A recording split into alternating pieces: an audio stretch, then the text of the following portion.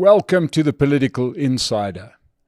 You know, the African National Congress had their NEC, their National Executive Committee meeting at the Germiston Civic Centre, and that in itself is a story which we'll come back to in a second. But this was where all the great and the good of the ANC get together to discuss the future of the party as if they are still in power. But some really interesting comments were made, and one of the comments that were made was made by our President Cyril Ramaphosa in his closing address to the NEC, where he said that the ANC is going to open up the government of national unity to other parties. He's talking specifically about ActionSA and the National Coloured Congress. Now, what is going on here? What is the president trying to achieve by making the government of national unity bigger? Well, he's trying to do one thing and one thing only, and that is to dilute the impact of the Democratic Alliance. You see, the Democratic Alliance, without their support, the ANC doesn't have a majority. They can have all these little parties, as many as they like. They need the support of the DA. So the DA has a hold on the ANC because they can't get stuff passed without the support of the ANC, without the support of the DA. And we saw this on display during the budget problems that the ANC had. They know they're not going to get support from parties outside of the government of national unity, so Mkhonto Wesizwe, EFF, etc.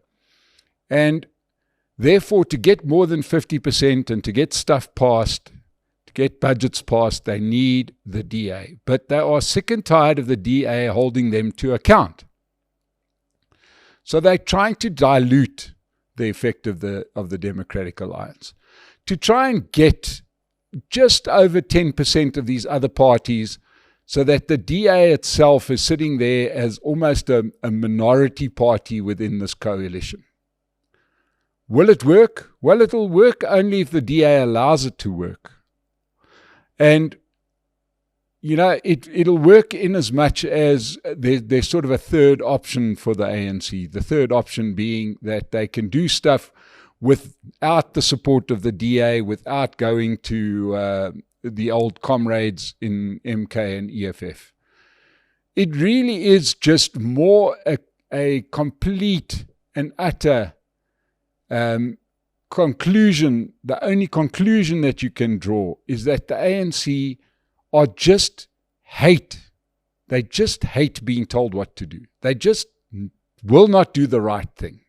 And it usually centers around two things: corruption and money. They understand that the DA is going to keep on asking really uncomfortable questions about some of their compromised cabinet ministers. And they even saw that this led to them having no choice but to fire the former Minister of Higher Education, Mkhabane, who sort of presided over a mess at higher education, and it forced Cyril to do something which he'd never done before, which is to actually fire a minister. They hate that. And the NEC hates that. The problem with the money, we understand the ANC is wanting to get money from places like Iran, but the DA keeps on talking to the Americans. So this is another problem that they have. So what they're trying to do is they're trying to make out like everything is the DA's fault because the DA keeps on holding them to account. But the reality is that the ANC just does not want to change its old ways, its old corrupt ways, its old inefficient ways, and they hate the fact that they are making them look silly by having outperforming cabinet ministers. There's also this growing problem of foreign relations or international relations where the DA quite clearly sees the world differently to the ANC. They don't see the world as being run by China and Iran and Russia. They see other countries as being important, especially the USA. And this really gets up the nose of the ANC. So when you see that Cyril Ramaphosa is touting the idea of expanding the government of national unity, think one thing only, and that is to further weaken the effect of the Democratic Alliance. But interestingly, they have found two interesting parties to go after. ActionSA, we know, used to come out of the DA and, recently went completely against the way they used to operate.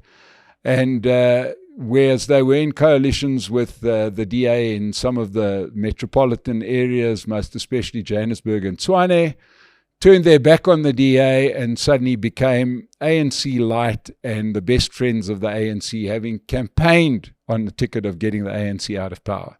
They've become the ANC's best friends. Herman Mashaba, a newfound freedom fighter, not a hair care salesman.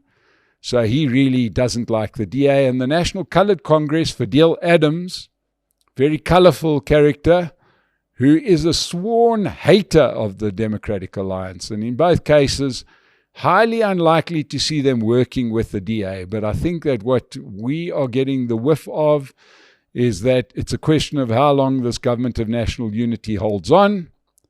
The ANC is still desperate to have the DA resign from this thing. The DA is still not going unless the ANC fires them or kicks them out in some kind of process. This is a soap opera. The ANC doing what the ANC does, being devious, trying to get the DA out. It's a fascinating thing to watch. It's not great for the country because while you've got this sort of internecine civil war going on, the country and the economy goes nowhere. So let's hold on to our hats. This is just another bit of Cyril Ramaphosa's politicking, trying to dilute the ANC, to dilute the effect of the Democratic Alliance within the government of national unity. Will it work? I doubt it. Thank you so much for watching The Political Insider. Please subscribe to the channel. We'll see you again soon. Thank you.